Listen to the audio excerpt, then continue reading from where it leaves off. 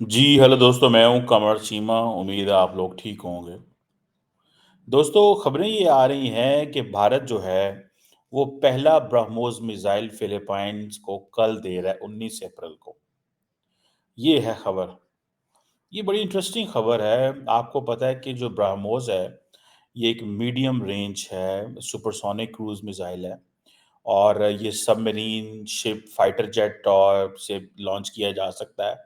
ये आपको वो पता होगा कि ये Indian defence research and development organisation जिसे डीआरडीओ बोलते हैं और रशिया जो है उन्होंने ये मिल के ये ब्रह्मोस एरोस्पेस में ये बना। अब ये कहा जा रहा है कि ये जो ब्रह्मोस है टेक्निकली अगर इसकी थोड़ी-सी वो जिसे कहते हैं ना एटिमोलॉजी में जाएँ सॉरी एपिस्टेमोलॉजी में जाएँ, from where this all came, ये बेसिकली ये 2 नाम हैं दरियाओं के, ब्रह्मपुत्र एंड मोस्कवा, जो रशिया के 2 दरिया हैं, ठीक है जी? ये उनको वहाँ से इन्होंने ये नाम ड्रा किया है। बहरहाल इम्पोर्टेंट चीज़ ये है कि इंडिया अ, एक्सपोर्ट कर रहा है ब्रह्मोस सुपरसोनिक क्रूज़ मिसाइल और ये जब एक्सपोर्ट हो जाएँगे तो और ये इसकी क्या सिग्निफिकेंस है, इस पे भी बात करनी है और आपसे ये भी बात करनी है कि किस तरह जो ऑस्ट्रेलियंस हैं, वो उनका जो लेवल ऑफ इंटरेक्शन है या जो कोऑपरेशन है इंडिया के साथ, वो इतना हाईएस्ट लेवल पे आ चुका हुआ है कि ऑस्ट्रेलिया की जो अभी हाल ही में जो नेशनल सिक्योरिटी जो उन्होंने अपनी स्ट्रैटेजी नेशनल डिफेंस स्ट्रैटेजी की है, उन्होंने कहा है कि इंडिया जो है वो टॉप टियर सिक्योरिटी पार्टनर है और वो कह रहे हैं कि हम इसकी डेप्थ एंड कॉम्प्लेक्सिटी जो डिफेंस कोऑपरेशन है, इसकी बढ़ाएँगे और इंडिया का वो समझते हैं कि की रोल है इस खित्ते के अंदर। ये इस पे भी थोड़ी-सी डिस्कशन करेंगे, लेकिन मैं चाहता हूँ कि ज़रा क्योंकि ये सारा इंडो पैसिफिक का रीजन है, एशिया पैसिफिक का रीजन है, तो मैं चाह रहा था इस पे बात हो। अब ये जो कहा जा रहा है कि पौने $400 $375 मिलियन यूएस डॉलर जो है इसकी ये डील है और ये एक एंटी शिप वेरिएंट है जो BrahMos cruise supersonic cruise missile का, जिसको वो ले रहे हैं। और ये आप समझे कि आपको पता है कि इंडिया के अंदर नरेंद्र मोदी सरकार एक चीज़ पे काम कर रही है जिसे कहते हैं आत्मनिर्भर Bharat. Make in India and so much more. तो वो ये कह रहे हैं कि हम भई अपनी जो डिफेंस है डिफेंस एक्सपोर्ट पे काम कर रहे हैं। हम एक मिलिट्री इंडस्ट्रियल कॉम्प्लेक्स की तरफ वो जाना चाहते हैं। वो मिलिट्री इंडस्ट्रियल कॉम्प्लेक्स की तरफ क्यों जाना चाहते हैं? बिकॉज़ उनको पता है कि इससे आपको सेल्फ रिलायंस मिलती है।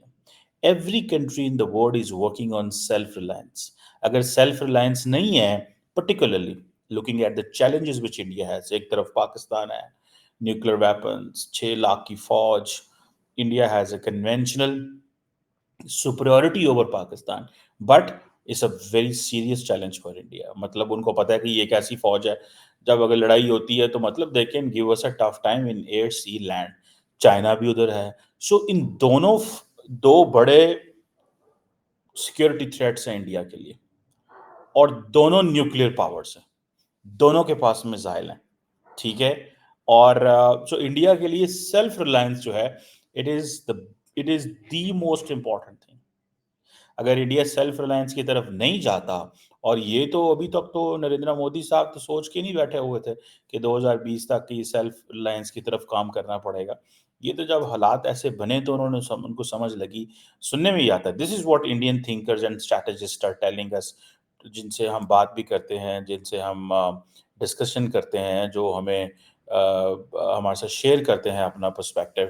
वो ये कहते हैं कि इंडिया की जो पॉलिटिकल क्लास है वो ये समझ बैठी हुई थी कि भैया न्यूक्लियर वेपन आ गया, कोई मसला नहीं। They couldn't read China. वो चाइना को उस तरह नहीं पढ़ सके जिस तरह पढ़ने की जरूरत थी। एंड देन फिर भला हो अमेरिका का, अमेरिका ने मजीद इंडिया के अंदर खौफ डाला चीन का।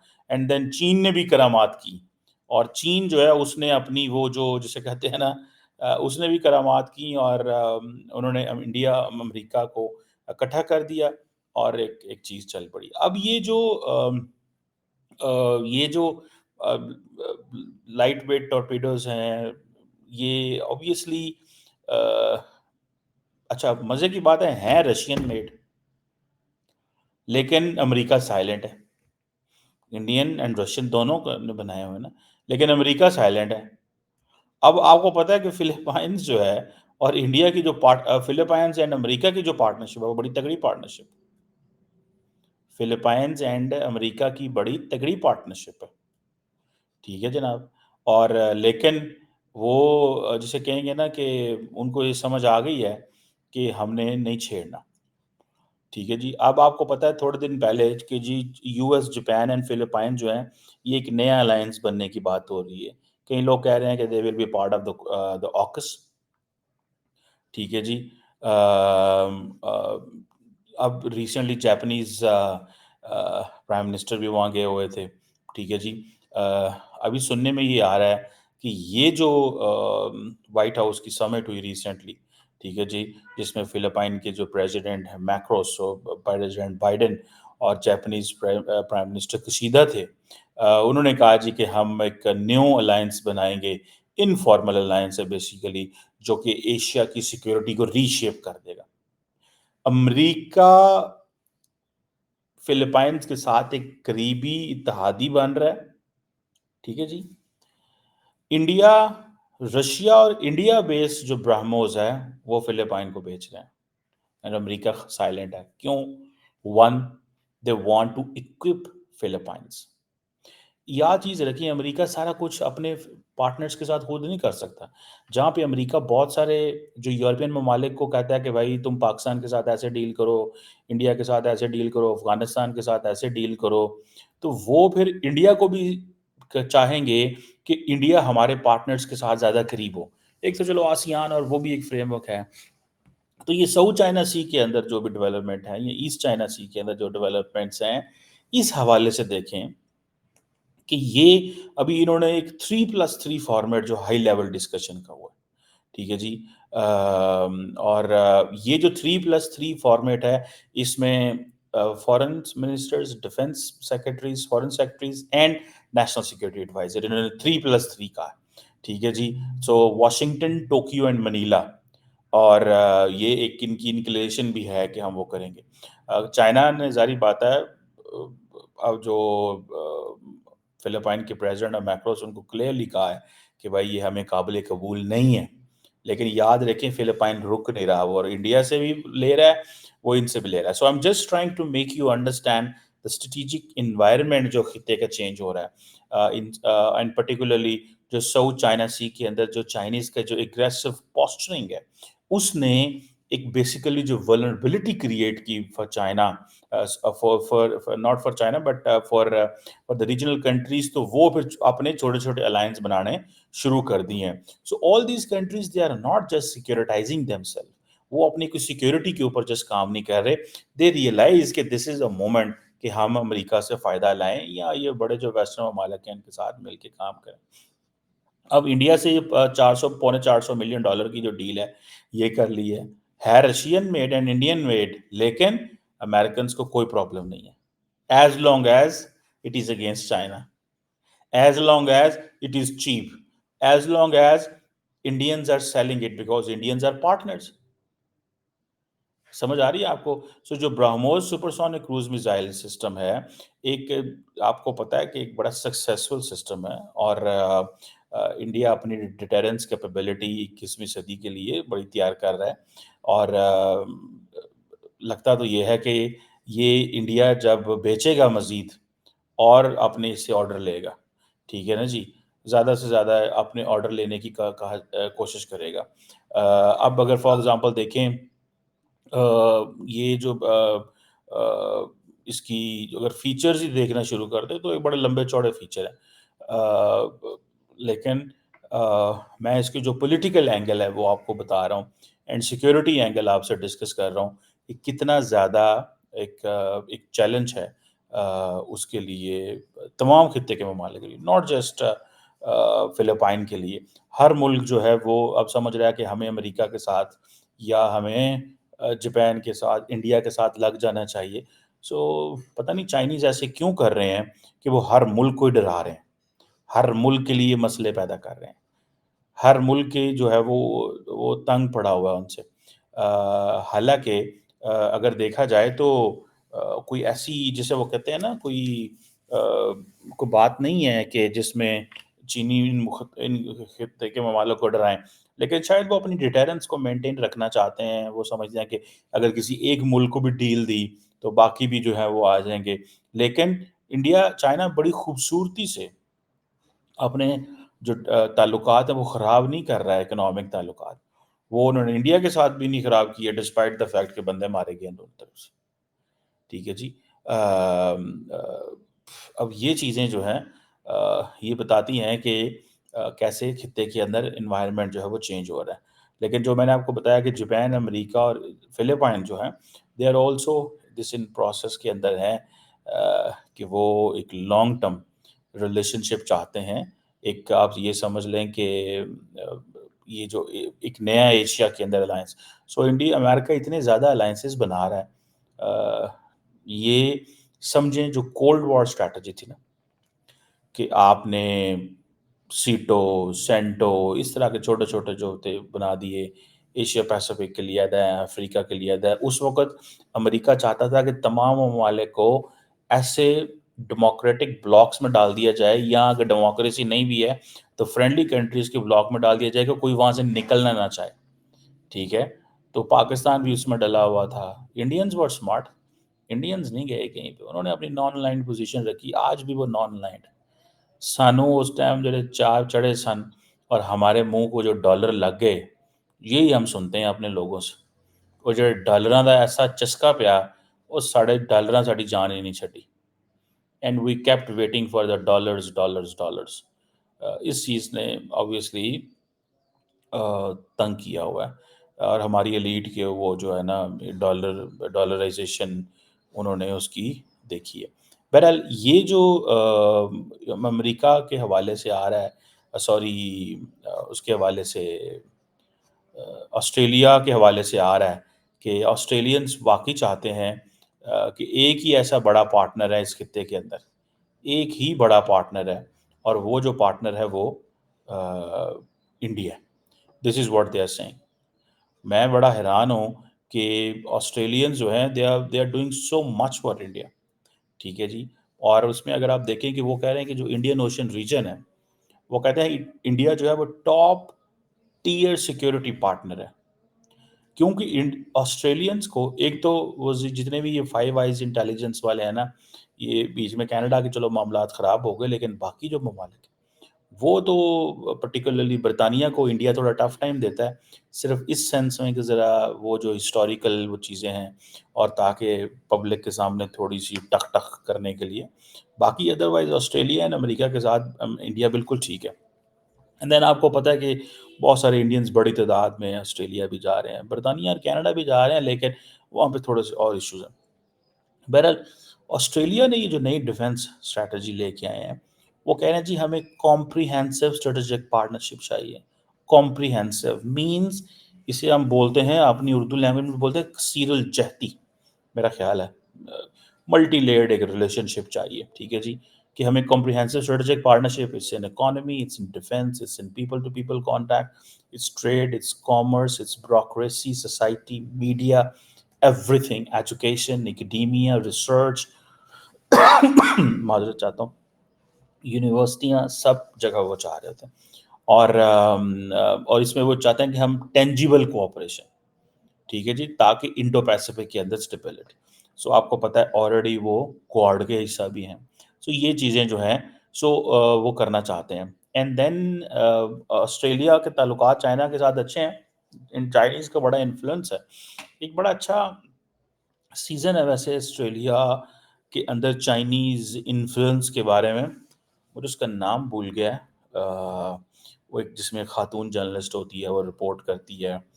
नेटफ्लिक्स पे पड़ा हुआ, बड़ा अच्छा वो है, और मेरा ख़्याल है पहली दफ़ा मैंने ऑस्ट्रेलिया के ऊपर कोई अच्छी सीरीज़ देखी थी, तो ड्रामा देखा था, मज़ा आया मुझे उसका।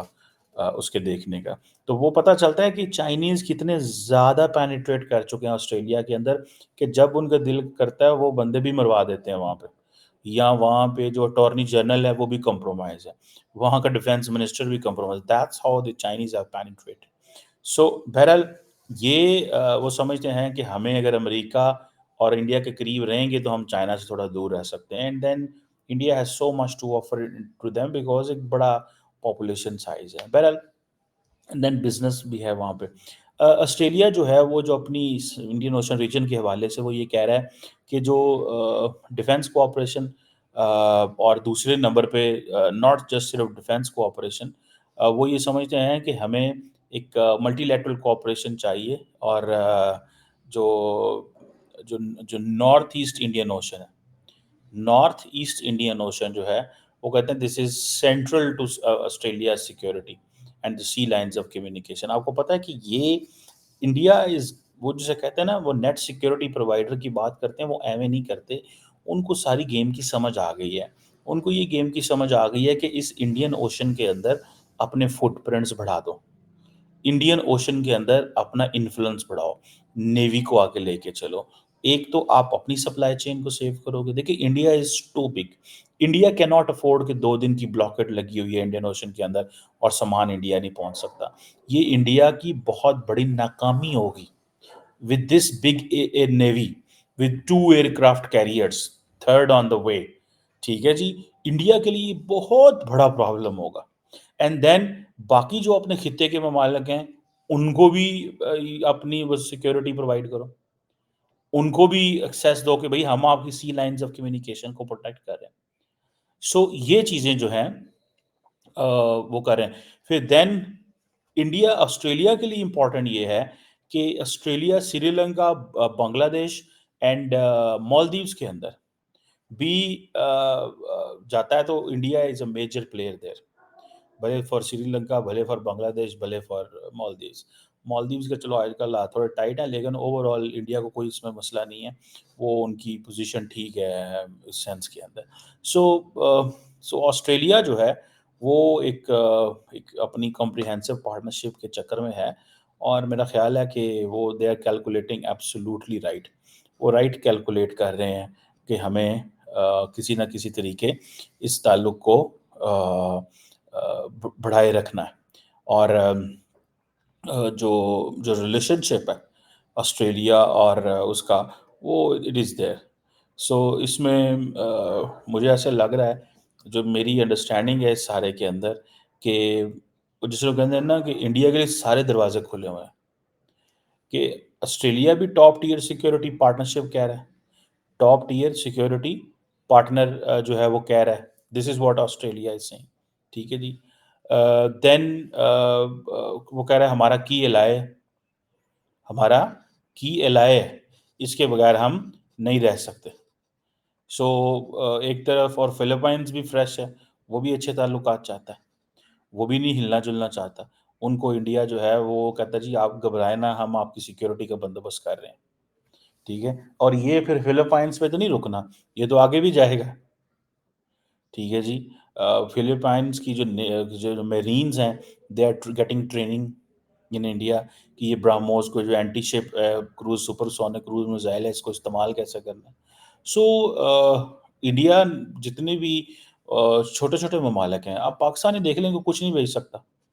पाकिस्तान इसलिए नहीं भेज सकता बिकॉज हम जो है we are on the wrong side. हमारे बारे तासुर ये है कि यार है थे चाइना के यार ने। अच्छा, ना हम कुछ वेस्ट से ले सकते हैं, ना जो हमने बनाया है वो हम कहीं और दे सकते हैं, तो इसी कर की सकते हैं। फिर वही बात आएगी, फिर वो कहेंगे जी ठीक है डॉलर लेंगे तो डॉलर ही खान दे। यही चीज़ है ना, हमने जो चाइना के साथ मिलके मैन्युफैक्चरिंग की हुई है, माजरत चाहता हूँ माजरत चाहता हूँ, उस मैन्युफैक्चरिंग का कोई कुछ भी नहीं है हमारे पास।